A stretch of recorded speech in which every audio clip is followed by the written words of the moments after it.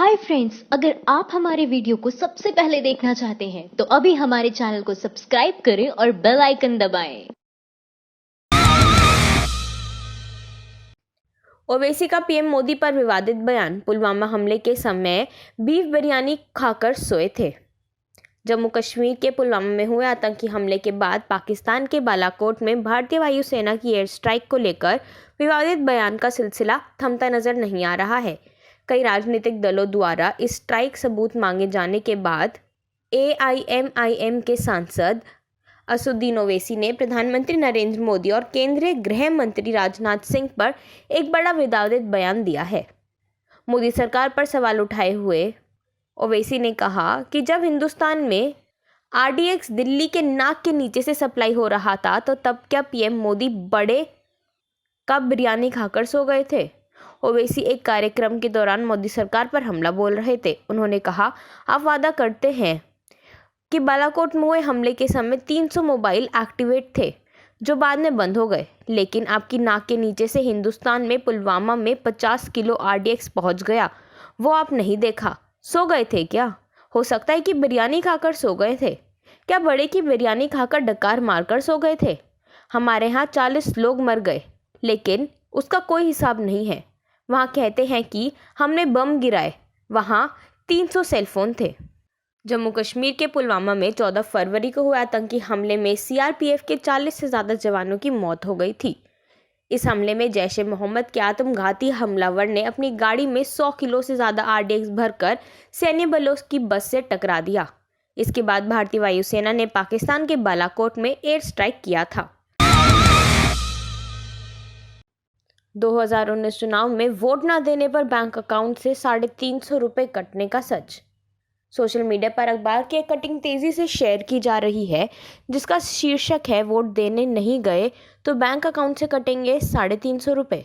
इस आर्टिकल की पहली लाइन में लिखा है कि इस बार लोकसभा चुनाव में वोट न डालना महंगा पड़ जाएगा।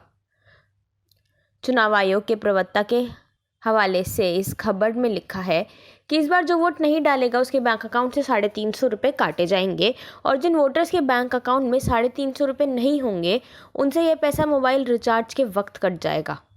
इस साल 11 अप्रैल से लेकर 19 मई के बीच कुल 7 चरणों में लोकसभा चुनाव होने वाले हैं।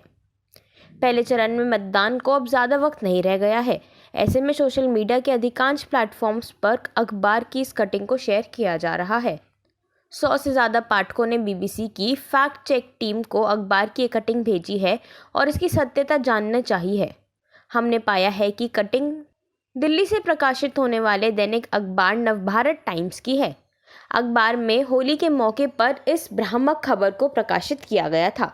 नवभारत टाइम्स की वेबसाइट पर भी यह भ्रामक खबर 21 मार्च को प्रकाशित हुई थी। वेबसाइट पर इस लेख के ऊपर ही लिखा हुआ है, इस खबर में कोई सच्चाई नहीं है, यह एक मजाक है।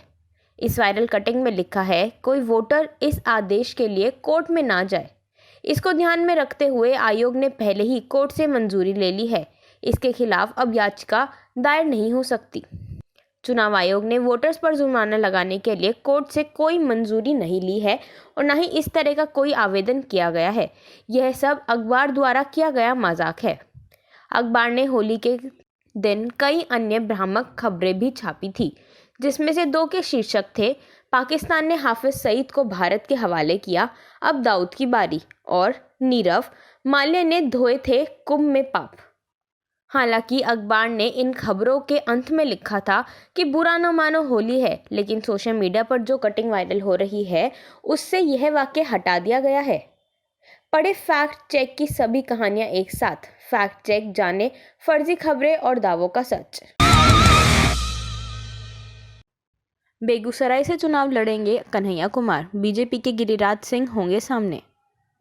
छात्र संघ के पूर्व अध्यक्ष और युवा छात्र नेता कन्हैया कुमार 2019 लोकसभा चुनाव में बिहार की बेगूसराय सीट से CPI की टिकट पर लोकसभा चुनाव लड़ेंगे। CPI के सुरवरम सुधाकर रेड्डी ने इसकी घोषणा की। इस सीट से उनका मुकाबला केंद्रीय मंत्री और बीजेपी नेता गिरिराज सिंह से होगा।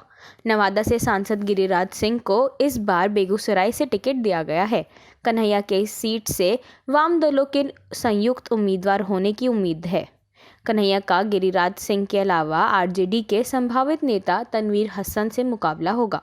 आपको बता दें कि कन्हैया कुमार को भले ही महासंगठन ने बेगूसराय सीट पर समर्थन ना दिया हो, लेकिन सीपीआई ने बेगूसराय से कन्हैया के चुनाव लड़ने की हरी झंडी दे दी है। यही वजह है कि कन्हैया प्रचार मामले में अब तक 2 राउंड का प्रचार कर चुके हैं। वहीं कन्हैया कुमार की दावेदारी के बाद अब बेगूसराय लोकसभा सीट का मुकाबला काफ़ी दिलचस्प हो गया है, क्योंकि अब यह त्रिकोणीय मुकाबला देखने को मिलेगा। एक और जहां केंद्रीय मंत्री और बीजेपी के फायर ब्रांड नेता गिरिराज सिंह होंगे, तो दूसरी तरफ मोदी लहर में भी अपनी छाप छोड़ने वाले राष्ट्रीय दल के तनवीर हसन और जेएनयू के छात्र नेता रह चुके कन्हैया कुमार होंगे। सुब्रमण्यम स्वामी बोले, मैं ब्राह्मण हूं, नहीं लगा सकता चौकीदार। भारतीय जनता पार्टी के सांसद सुब्रमण्यम स्वामी ने मैं भी चौकीदार कैंपेन के बहाने अपनी ही पार्टी को निशाने पर लगा दिया है। उन्होंने कहा कि मैं अपना नाम नहीं बदला, मैंने अपने नाम के आगे चौकीदार नहीं लगाया, मैं ब्राह्मण हूँ। उन्होंने कहा कि चौकीदार को आदेश दूंगा कि उसने क्या करना है, तो ऐसे में मैं अपने नाम के आगे चौकीदार नहीं लगा सकता। स्वामी को ये बयान सोशल मीडिया पर वायरल हो रहा है। बता दें कि बीजेपी ने लोकसभा चुनाव के मद्देनजर में भी चौकीदार कैंपेन लॉन्च किया था।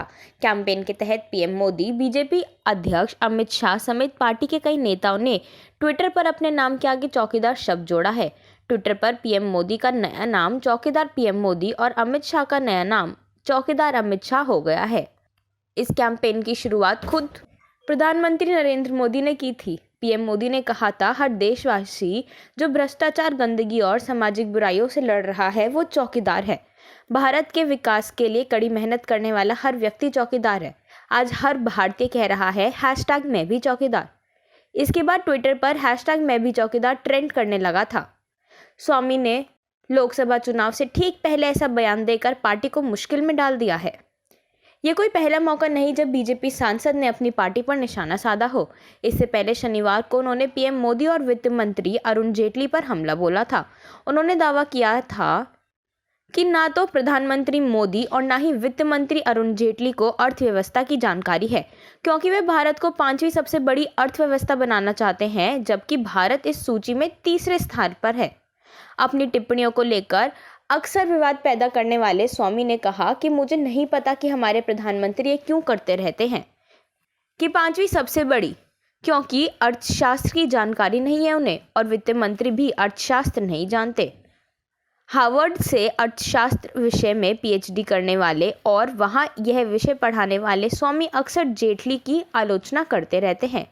स्वामी ने कहा कि विनिमय दरों पर आधारित घटना के अनुसार भारतीय अर्थव्यवस्था विश्व में 5वें स्थान पर है। उन्होंने कहा कि विनिमय दरें बदलती रहती हैं और रुपए में गिरावट होने के कारण भारत इस घटना के आधार पर फिलहाल 7वीं सबसे बड़ी अर्थव्यवस्था है।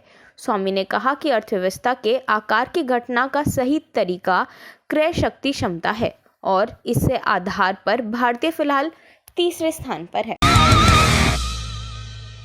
मनोहर पर्रिकर के छोटे भाई सुरेश पर्रिकर किराना स्टोर चलाते हैं। भारत के पूर्व रक्षा मंत्री मनोहर पर्रिकर के देहांत के बाद सोशल मीडिया पर सैकड़ों बार एक तस्वीर शेयर की जा चुकी है, जिसके साथ ये दावा किया जा रहा है कि ये उनके भाई की तस्वीर है जो गोवा में एक साधारण किराना शॉप चलाते हैं। लेकिन फेसबुक और शेयरचैट पर ऐसे कई ग्रुप्स हैं जहां इस तस्वीर को शेयर करते हुए यह दावा किया गया है कि यह महज प्रोपेगेंडा है और इस तस्वीर में दिख रहे शख्स मनोहर पर्रिकर के भाई नहीं हैं। कुछ लोग ने उत्तर प्रदेश के मुख्यमंत्री आदित्यनाथ योगी के भाई बताए गए चाय वाले की तस्वीर भी इस वायरल तस्वीर के साथ शेयर की है, जिसके बारे में पता चल गया था कि आदित्यनाथ योगी से कोई संबंध नहीं है। 4 बार गोवा के मुख्यमंत्री रहे मनोहर पर्रिकर का 63 साल की उम्र में 17 मार्च को निधन हो गया था। पर्रिकर पिछले 1 साल से अग्नाशय के कैंसर से जूझ रहे थे। कहा जाता है कि गोवा में प्रशासनिक कार्यों पर पर्रिकर की अमिट छाप रहेगी, लेकिन उनकी साधारण लाइफस्टाइल पक्ष और विपक्ष दोनों ही खेमे के लोगों में हमेशा पसंद किया गया है। सोशल मीडिया पर उनके कई ऐसे वीडियो मिलते हैं जहां उन्होंने किसी लाइन में खड़े होकर इंतजार करते हुए देखा जा सकता है। बहरहाल जो तस्वीर फिलहाल वायरल हो रही है उसमें एक युवक आगे खड़ा है और उसके पीछे किराने की दुकान में बैठे हुए आदमी के बारे में बताया गया है कि वो मनोहर पर्रिकर के भाई हैं।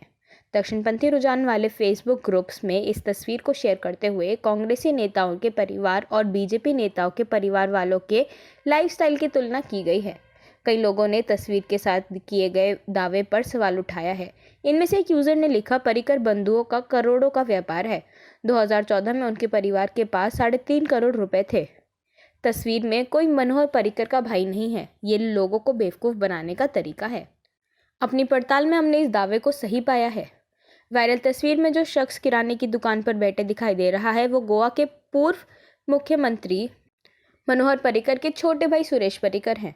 बीबीसी ने वायरल तस्वीर की सत्यता जानने के लिए सुरेश पर्रिकर के बेटे अखिल पर्रिकर से बात की। उन्होंने बताया कि 61 वर्षीय सुरेश पर्रिकर उत्तरी गोवा के पामुसा मार्केट में स्थित गोपाल कृष्ण प्रभु पर्रिकर नाम की किराना की दुकान चलाते हैं। अखिल ने बताया कि पहले ये दुकान उनके दादा यानी मनोहर पर्रिकर के पिता संभालते थे। पढ़े फैक्ट चेक की सभी कहानियां एक साथ। फैक्ट चेक, जाने फर्जी खबरें और दावों का सच। माइंड द न्यूज रूम की रिपोर्ट। Thank you for watching our video. अगर आपको हमारी वीडियो पसंद आई हो तो इसे लाइक जरूर करें और हमारे चैनल को सब्सक्राइब करना ना भूलें।